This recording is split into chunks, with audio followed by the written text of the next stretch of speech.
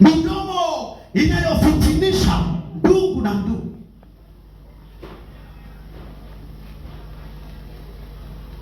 Haujaacha kufitinisha.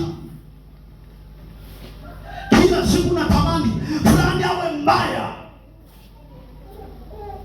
Kila wakati bidii yako, huyu ni mbaya, huyu ni mbaya. Na hakuna sababu ya huo ubaya. Angalau kungekuwa kwa nini sababu ya ubaya. Ndugu hawasalimiani, ndugu hawatembeleani, ndugu hawaonani, lakini ni mtu mmoja ndiye aliyesababisha yote haya.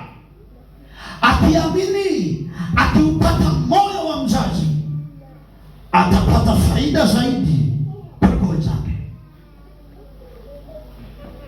Akiamini, akiupata moyo wa kiongozi, atapata faida zaidi kuliko wenzake. Wale watu wakamfitinisha Danieli, wakiamini Danieli ataishia njiani. Lakini nataka nikwambie, amepita kwenye changamoto ya namna hiyo, Danieli hajadhurika kama walivyotarajia, alafu adhabu ikawa juu yao. Bwana Yesu asifiwe. Bwana Yesu asifiwe. Mungu anasema anachukia midomo ya uongo. Yuko kanisani, lakini uongo kweli kweli ni wa kwake.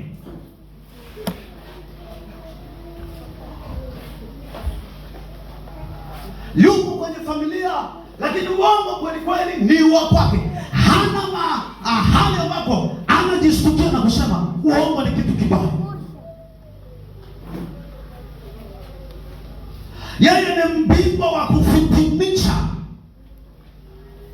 Muda wote ameiona ndoa iko vizuri, baadaye anawatembelea kwa muda, anaanza kusema unajua huyu, unajua huyu, unajua mke wako, unajua mke wako, unajua mume wako, unajua mume wako, unajua jambo hili, unajua jambo hili. Kwa hiyo yeye ni kazi yake ni kusambaza, ni kusema unajua mwenyekiti wako, mwenyekiti wako, au unajua katibu wako, unajua katibu wako, au unajua huyu yuko hivi, huyu yuko hivi, yuko hivi.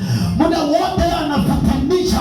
Nataka nikwambie, wakati unaposubiria anguko la huyo mtu, hakika unaweza usilione kabisa, maana kabla hajaanguka wewe utakuwa umeanguka. Changamka, badilika, achana na moyo wa hila, achana na uongo, achana na machukizo, na Mungu akusaidie katika jina la Yesu. Kibiti Bwana atusaidie, kanisa Mungu atusaidie.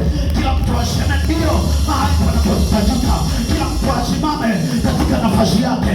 Kama ni kweli ni kweli, kama ni hapana ni hapana.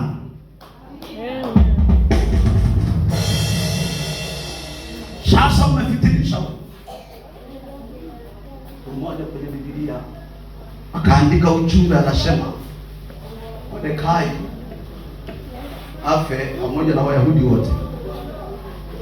Watu wakaingia kwenye maombi, watu wakafunga na kuomba. Wakati wanajua siku zinakaribia za anguko, Bwana akaipindua meza.